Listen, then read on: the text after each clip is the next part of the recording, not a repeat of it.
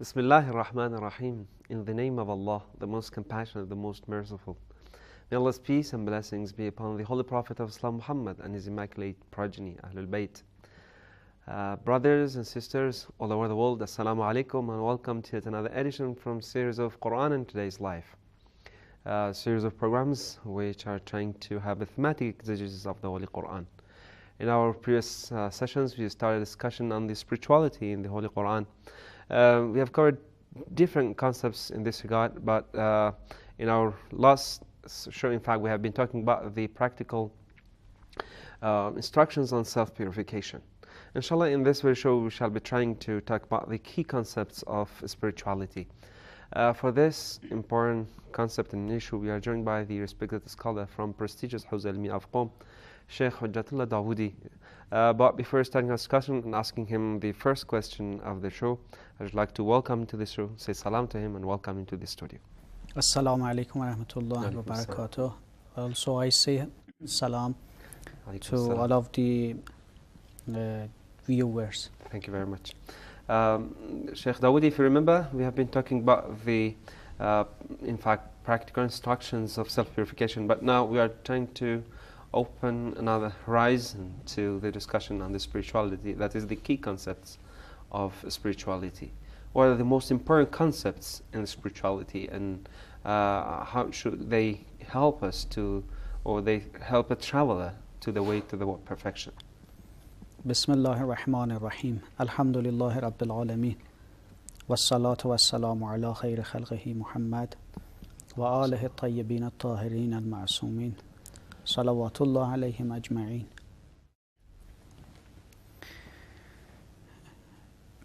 The name of the program, as you mentioned, is Quran and Today's Life. Yeah. So we have to refer to Quranic verses, Yeah. and also as a the way that our infallible Imams are going to explain much more about the Holy Quran, we also refer to their ahadith too as well. Exactly. And the answers, I think, should be taken and extracted from the Holy Quran, basically. Basically, exactly. So we were talking generally about spirituality in Islam and spirituality in Holy Quran, and we reach up to the subject of, some key concepts of spirituality in our religion. We say that in Islam there are many concepts that they are important, but in this program we are going to explain about three key concepts that they are very important. The first of all is love. In the words of our ahadith and also some words of Holy Quran, it has been mentioned by the word muhabbat, the love for Allah subhanahu wa ta'ala. Secondly is called thankfulness. To whom? Again, to Allah subhanahu wa ta'ala. That all the time we have to, be thankful To Allah. to Allah subhanahu wa ta'ala. And the third key concept is humility, again, in front of Allah subhanahu wa ta'ala. Because these are three key concepts that inshallah we are going to discuss about them and find out some riwayah, some ayah from Holy Quran, from the words of A'immah, peace be upon them. So let us start from the first one. You just named and enumerated three factors: love, being thankful, and also humility, all towards Allah subhanahu wa ta'ala. Let's start with the first one, the love. What does this love mean? How can we in fact practice this love? And why should it be to Allah only? I mean, Allah has lots of creatures. Shouldn't we be loving the creatures of Allah here? Okay, I think we have to love the creatures of Allah subhanahu wa ta'ala. Because not only the love for Allah subhanahu wa ta'ala, but the love for whatever is related to Allah subhanahu wa ta'ala. So everything in the world is the creature of Allah subhanahu wa ta'ala. So without a reason, Allah subhanahu wa ta'ala hasn't created them. So we see that everything which is related to Allah subhanahu wa ta'ala, and can lead us to Allah subhanahu wa ta'ala, we have to love them. But we say that in Islam, not only theoretically, but practically loving of Allah subhanahu wa ta'ala is very important too. Yeah. So we have to love Allah and say that not only Allah, but whatever is related to Allah. So by love, the concept of love, we do not mean just necessarily Allah itself or Himself. Exactly. Rather than whatever is a sort of, let's say, in any way connected to Allah subhanahu wa ta'ala. Very good. Even they are His creatures or everything, in some sort of way they are connected to Allah. Yes. But necessarily we do not mean that every creature can lead us to Allah subhanahu wa ta'ala. Yeah, Because sure. there are some things, some people, okay, for example, or that they are going to make us away and farther from Allah subhanahu wa ta'ala. In some ahadith and riwayat, we see that there are some rational arguments, okay, that we can talk about them, and we prove that why the love of Allah subhanahu wa ta'ala is one of the key concepts in spirituality and can lead us to Allah subhanahu wa ta'ala. Because we wanted to reach salvation, we wanted to get closer to Allah subhanahu wa ta'ala. But this love of Allah, what kind of role is going to play?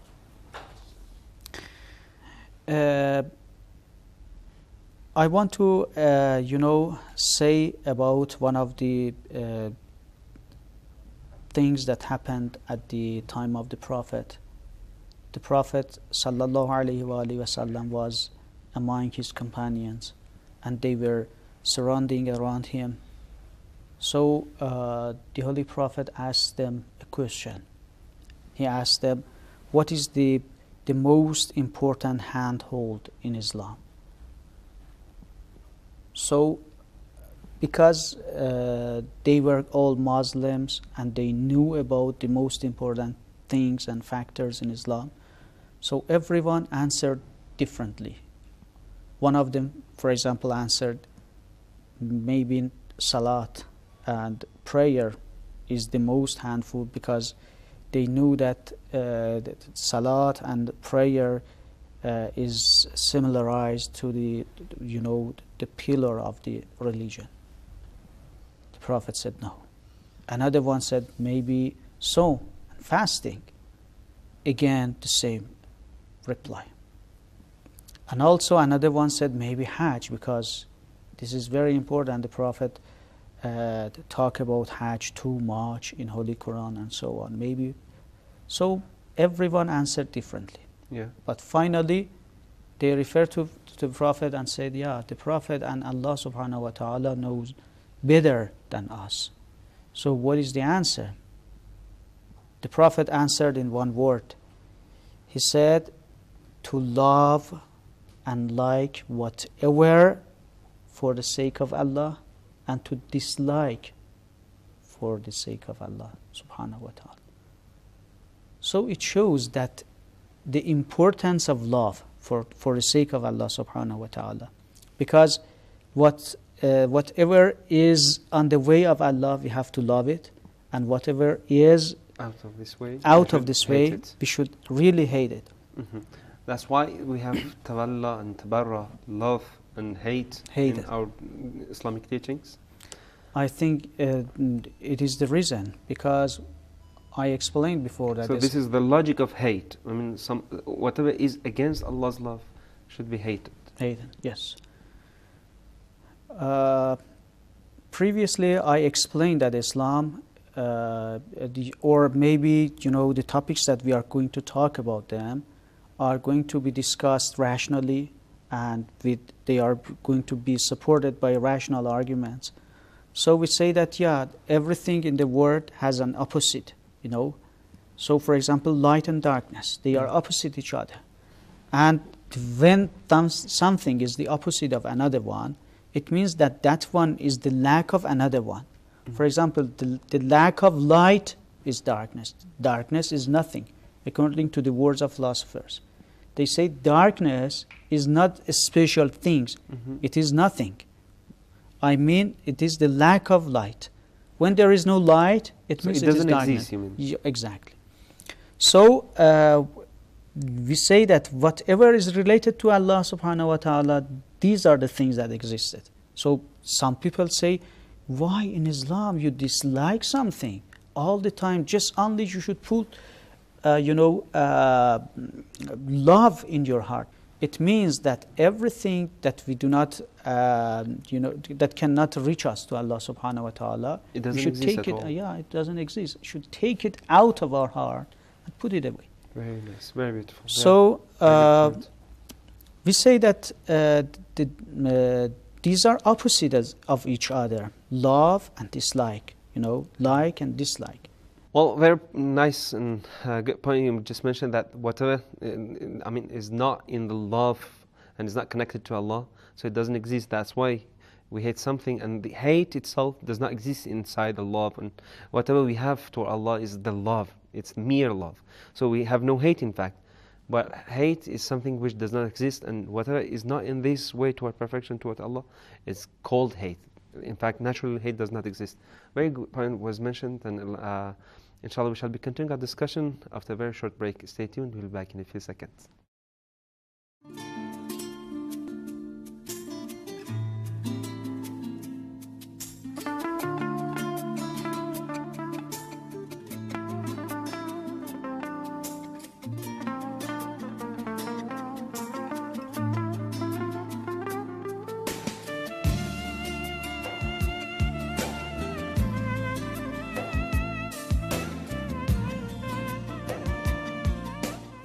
Welcome back to Quran in Today's Life and our discussion on the key concepts of spirituality. In fact, we have enumerated three important concepts which were supposed to be talked and touched upon. Love and thankfulness toward Allah subhanahu wa ta'ala, and humility. The first one, which was love, was the topic of our discussion today. We had some, in fact, discussion on this first factor, that is love. But the one that I'm going to ask now from the respected scholar Sheikh Hujjat al-Dawadi is about the ways to make this love practical. In fact, would it suffice for us just to know that what Allah subhanahu wa ta'ala loves so that we love it? Or no, we should in fact do it in such a manner that we get sure that Allah, this is the love that Allah wants us to practice. And this is the true and genuine love that we have toward Allah subhanahu wa ta'ala. Just claiming that I'm loving Allah, I'm loving the creature, would it suffice us? Plenty of people have such claims. Okay. I don't want to say you, but there are some people who really believe that love is enough. Mm-hmm. They say that we just love Allah subhanahu wa ta'ala, or no, love God, any God. And that is enough to reach us salvation. Because hate cannot reach us anything, so love is enough. To answer your question, let me ask another question. What is the difference between a good believer and a bad believer? So if we really discuss and agree rationally, and we have some argumentation upon it, that believers are those who are going to survive and reach salvation and get closer to Allah subhanahu wa ta'ala. So what is the difference between believer and non-believers? Okay, so this is a very important question. Yeah. And to answer that, we say that love, needs two different things. One of them is to know what Allah subhanahu wa ta'ala, what God, loves. So this is one of the factors. So knowing is enough or not? I think that having knowledge about that is not enough. Because Satan knows better than us. Yeah. So he knew that Allah subhanahu wa ta'ala loved this, loved that, and that. He didn't do that. So practice makes perfect. Yeah. So we need to, in our practice, in our deeds, and in how our... can we correct this attitude of us? How can we make it practical? Yes. So to make it practical, I think one of the most important factors is love itself. Yeah. To reach Allah subhanahu wa ta'ala, we need first of all to put the love of Allah in our heart, and after that we are going to follow it. Without loving something, we do not follow it. The people who are in front of the TV and they are watching a kind of, TV program, without loving that, could they follow the program every night or so on? Of course not. Or for example, there are many people who are studying in university. First of all, I want to ask them a question. What made you to tolerate such a suffering? Because sometimes studying is not easy. Yeah. It is a kind of suffering. All the time you have to, study hard and hard. You have to omit your some types of journeys, some types of free time. You should spend it on studying. Every morning you have to get up early. You do not have enough time to sleep, so you have to go to to the school to sit on a special seats and chairs. Yeah. These are the things that the people tolerated. I mean that they say no problem because they knew that they are going to reach something better. And they gain They more gain, precious thing. Of course, yeah. So I think if we love our God, we of course follow His recommendations as well. Very beautiful. Yeah. So because sometimes we do not love our Creator, our Lord, but sometimes we get bored of practicing or so on. So love is the first step for reaching Allah subhanahu wa ta'ala. So can we say that, our actions are a criteria for, in fact, understanding how much we love Allah subhanahu wa ta'ala? For example, the more we are closer in action toward Allah subhanahu wa ta'ala, it means that we love Him more. Does it mean that can we have such a criteria? I think it is one of the factors that we say that many people who are really, because there are some people that how hypocrites, they say by their tongues that they love Allah subhanahu wa ta'ala, But in practice, no, they don't follow. But those people who completely practice Allah subhanahu wa ta'ala and they are followers of Allah, they are doing good deeds and they are away from bad actions, okay, we say that yes, it means that they love it. Because النَّاسُ أَعْدَاءُ مَا جُهِلُوا. If I don't know something, okay, I'm not going to follow it. I am the enemy of that thing. So the love is the most important factors, referring to some verses of Holy Quran. Yeah. We find out that what is the difference between a good believer and a person who is not a believer, real believer, a non-believer. In Surah An-Naml, it means ant, Yeah. which is the Surah number 27. The verse number 14, it says that وَجَحَدُوا بِهَا وَاسْتَيْقَنَتْهَا أَنفُسَهُمْ ظُلْمًا وَعُلُوًّا. It means that there are some people that by their times they say that we are the followers of God.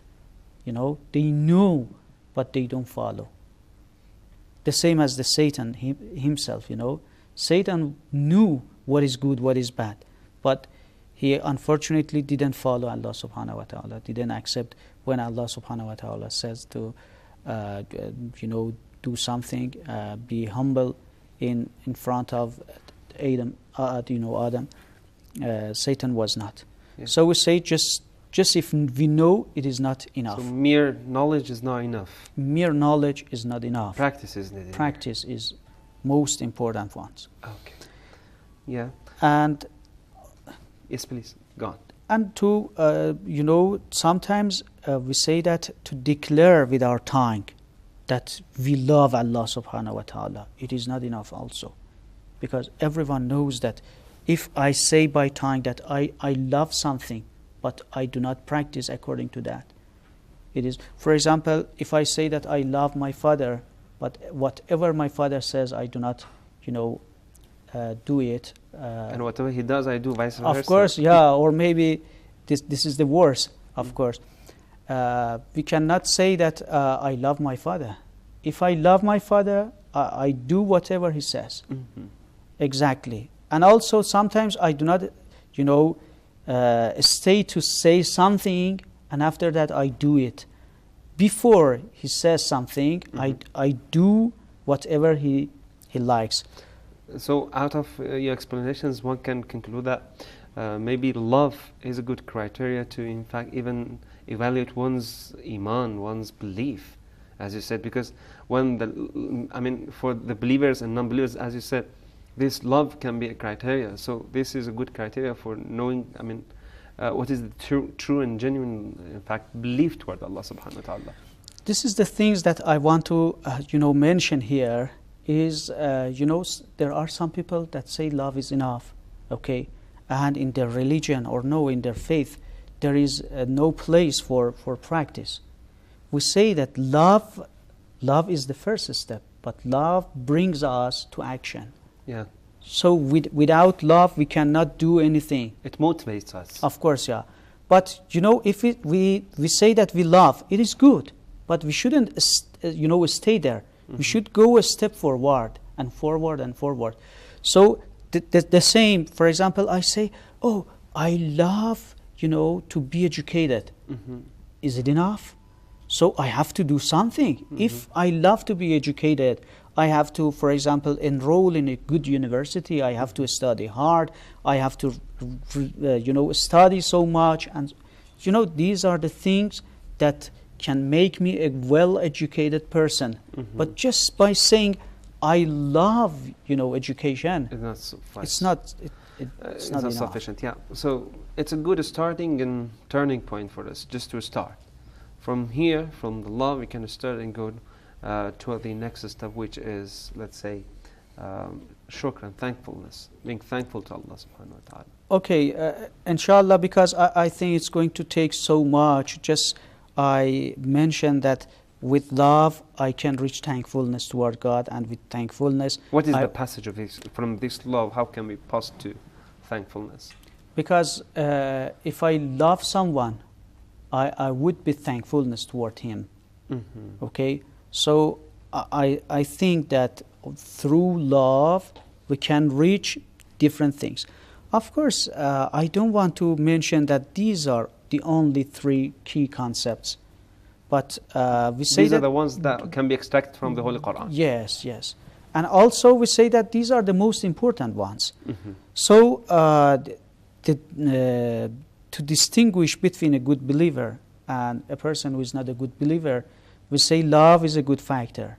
And the real love, not just saying by time, because I again explained that by love we reach to actions, okay, when we do whatever Allah subhanahu wa ta'ala And love loves. can be considered as the border of iman and belief. Exactly. Who is inside this border is mu'min and believer, and who is outside of this border cannot be considered as mu'min, as you said, non-believer.